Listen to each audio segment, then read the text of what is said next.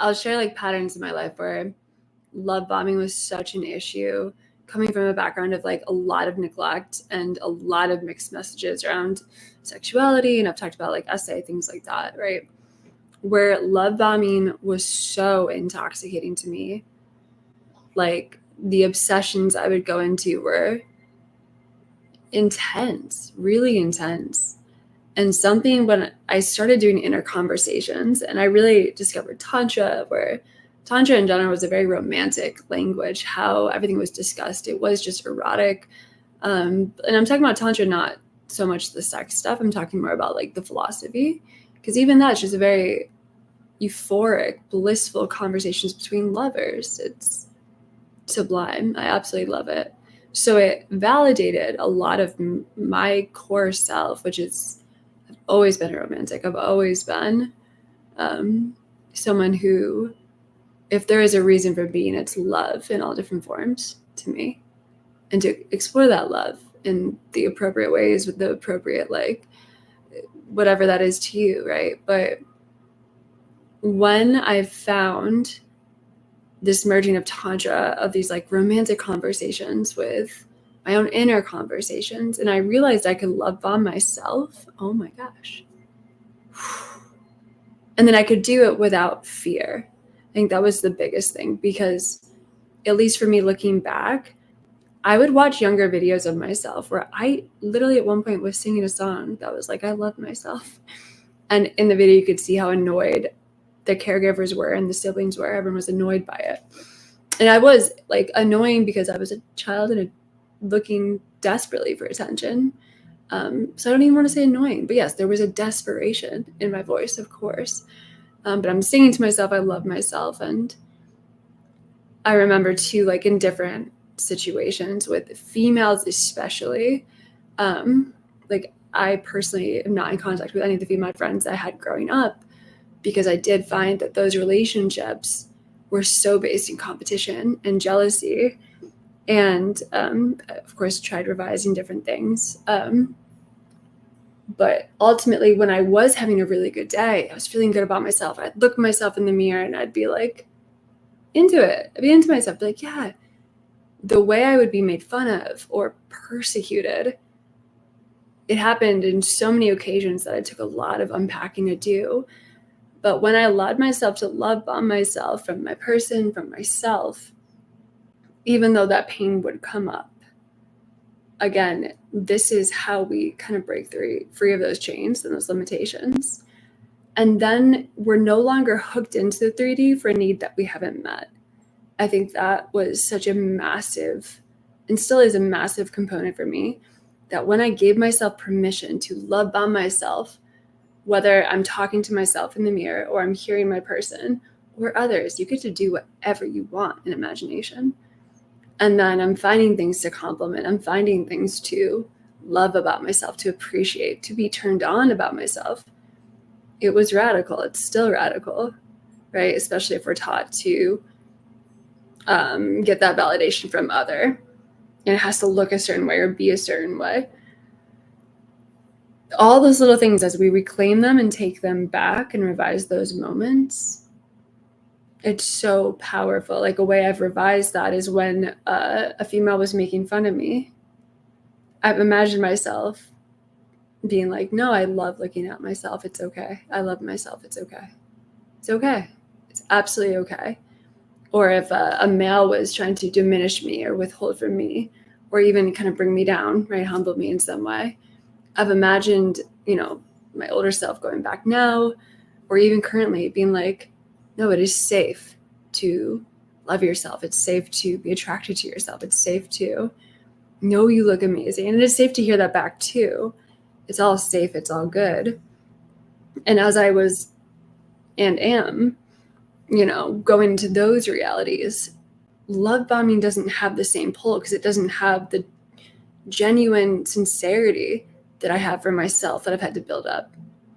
I mean, I don't want to make it sound like self-love is some easy thing. At least for me, it is a constant, like in a loving way, courageous act, especially in moments where right? All the things are going wrong. I'm not meeting any of society's like expectations to still be like, no, I love you. You're gorgeous. I adore you. You are perfect right now. You are actually beautiful right now. You really, really are. And like finding that sincerity, finding that like genuine love and attraction for yourself. Obviously, it's incredibly magnetic, and it definitely then gets reflected in others. But I think for me, one of the biggest reasons to do it was I wasn't falling for love bombing anymore. I wasn't falling for the biggest heartbreaks, the biggest like games of people, putting me on a pedestal and then having so much joy and knocking me down. And me, from a more sincere place, I would say, just kind of missing that self-love would fall like hook, line, and sinker. And then I'd be, because once they drop you too, if you don't have that self-love, if you don't have that self-respect and self-attraction through building it up, if you weren't taught it, you weren't modeled it, when they drop you, it like eviscerated me truly. So I can't recommend it enough. Again, I will upload more meditations on this, at least in the courses for sure, because things are just getting more explicit. Revising to sort of reparent yourself. Wait, well, we need to heal obsession with ourselves first before exploring sensuality, sexuality, and inner conversations. Okay, here's my thought on that. If it feels right in your body, it's right. If it's not, it's not.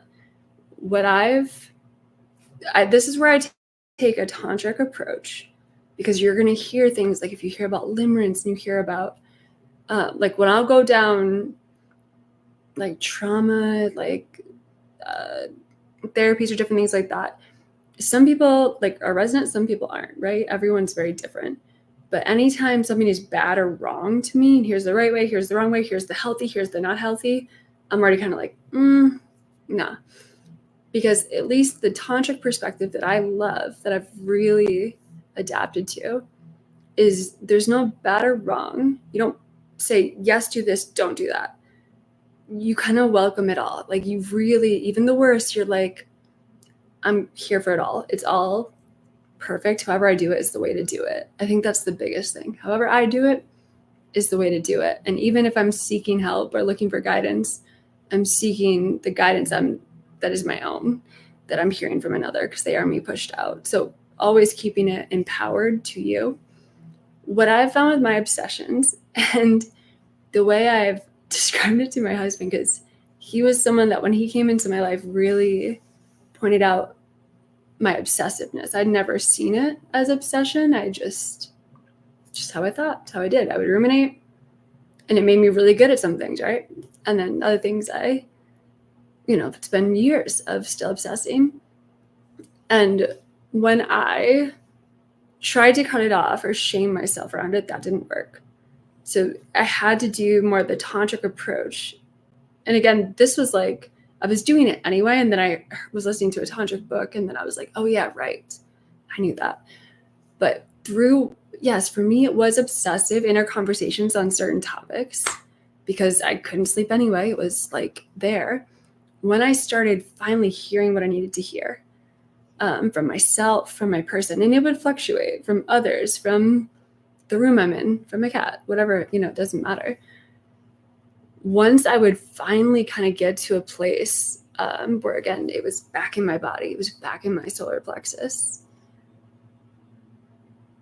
then the obsession would end. And I used to talk about this in a lot of my older videos, which they're all in the Manifest Together library, even the oldest ones. But I would talk about my process where I just had to kind of surrender that the obsession would happen. And as long as I was not judging it, doing the inner conversation, and even in moments where I was like, it's not working or I'm obsessing, I'd start judging myself, just breathe into it, love myself anyway. And then allow it to keep going. It would always get to a full point. It would always get to a full point of, okay, now I actually can occupy the space of whatever it is I was seemingly lacking, because it is all within you. And so obviously some topics took longer, like actually feeling beautiful, attractive. There's still days, and after birth, it was like, okay. But, as I was doing that and allowing it to be obsessive at times, again, I'd hear from myself, I'd hear from my partner, I heard it from whatever was there. I think having the looseness of like whatever needs to show up is okay, and having that self-acceptance makes it a lot easier. And then it does get to a point where you're like, oh, I just feel it now. I just feel it now, you know? And I don't think there's a right way or wrong way to get there, if that makes sense. So yeah, always keep it empowered to you. Oh, that's the whole game of all this, right? Is like, I'm just you reflecting a message to you, you know? I'm no authority in your life. I'm the authority in my life. You're the authority in your life, but I can represent some type of authority if it feels right to you. That's how you'll always know. Your compass on the inside will tell you. And your conversations would help me quench the obsessive thirst, even when things in the outside world sucked a lot in the past. Yeah, and that's why I don't judge it. Being someone that has had rumination on many topics, it was the one thing that allowed me to really fill in imaginal acts, in the thoughts and the words and the visuals and the different ways it would come in. It would allow me to really enter and assume the world. To me, when we're obsessive, again, it's like there's a world that's been calling me.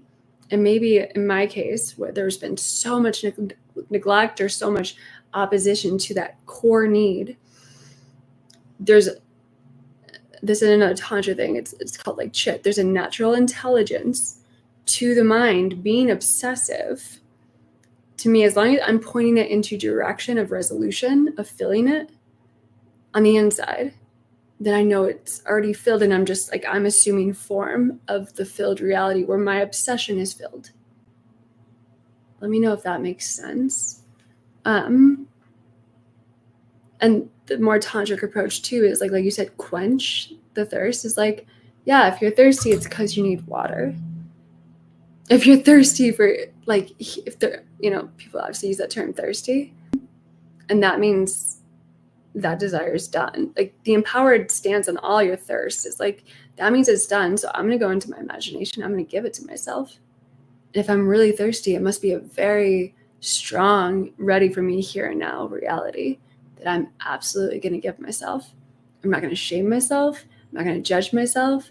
And if I do, I'm going to love myself for doing that anyway. And I'm going to quench that thirst because I'm the only one that can drink it on the inside. And then this will show me that I drank it, right? You are the only one. Like the mirror cannot be like here unless you've consistently imagined that your mirror is like here, right? So it's not that others can't bring you water. Quench your thirst. They can, as long as you've assumed that, imagined that the mirror is always going to quench that thirst. And we do that by changing the face on the inside. Let me know if that makes sense. And thank you. Good to see you, my friend. Always good to see you. All right, I will be uploading some more meditations to both courses that are a little more explicit. If you have questions about those or this, let me know tomorrow. See you all tomorrow.